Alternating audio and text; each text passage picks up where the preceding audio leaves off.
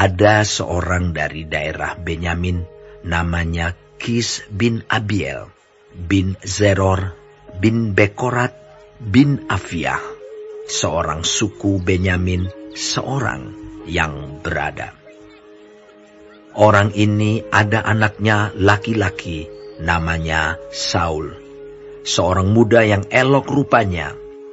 Tidak ada seorang pun dari antara orang Israel yang lebih elok daripadanya. Dari bahu ke atas, ia lebih tinggi daripada setiap orang sebangsanya. Kis, ayah Saul itu, kehilangan keledai-keledai betinanya. Sebab itu berkatalah Kis kepada Saul, anaknya, "Anakku, ambillah salah seorang bujang, bersiaplah, dan pergilah mencari keledai-keledai itu." Lalu mereka berjalan melalui pegunungan Efraim. Juga mereka berjalan melalui tanah Salisa, tetapi tidak menemuinya. Kemudian mereka berjalan melalui tanah Sahalim, tetapi keledai-keledai itu tidak ada. Kemudian mereka berjalan melalui tanah Benyamin, tetapi tidak menemuinya. Ketika mereka sampai ke tanah Zuf, berkatalah Saul kepada bujangnya yang bersama-sama dengan dia, "Mari, kita pulang. Nanti ayahku tidak lagi memikirkan keledai-keledai itu, tetapi khawatir mengenai kita." Tetapi orang ini berkata kepadanya, "Tunggu, di kota ini ada seorang abdi Allah, seorang yang terhormat.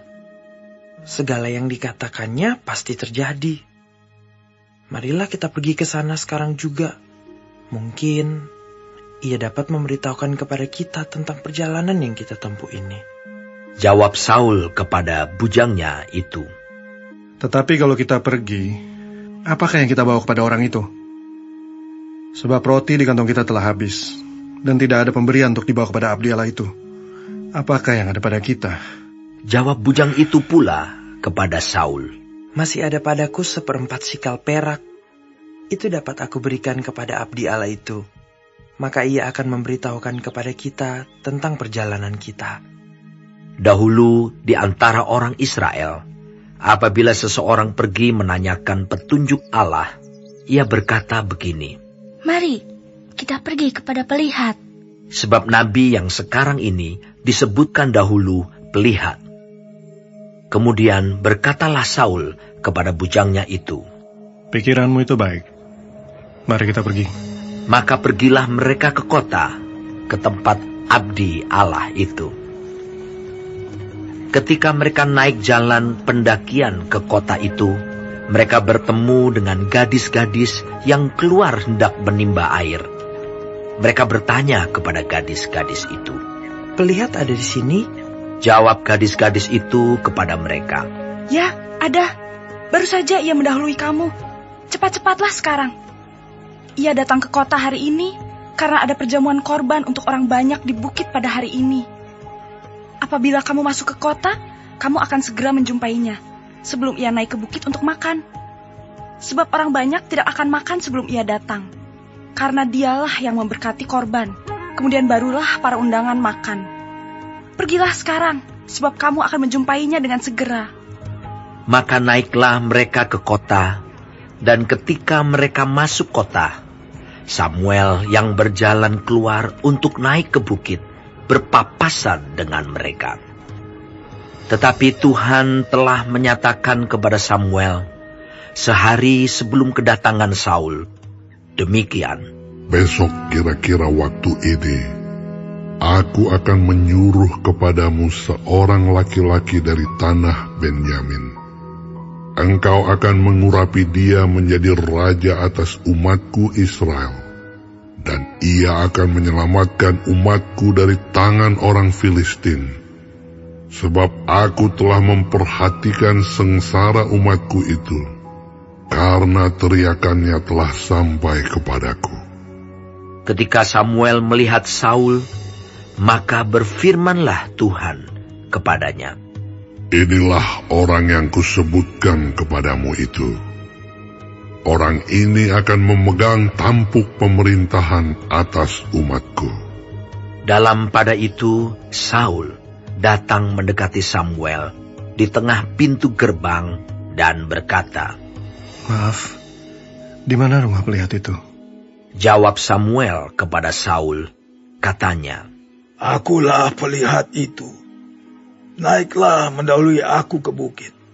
Hari ini kamu makan bersama-sama dengan daku. Besok pagi aku membiarkan engkau pergi, dan aku akan memberitahukan kepadamu segala sesuatu yang ada dalam hatimu.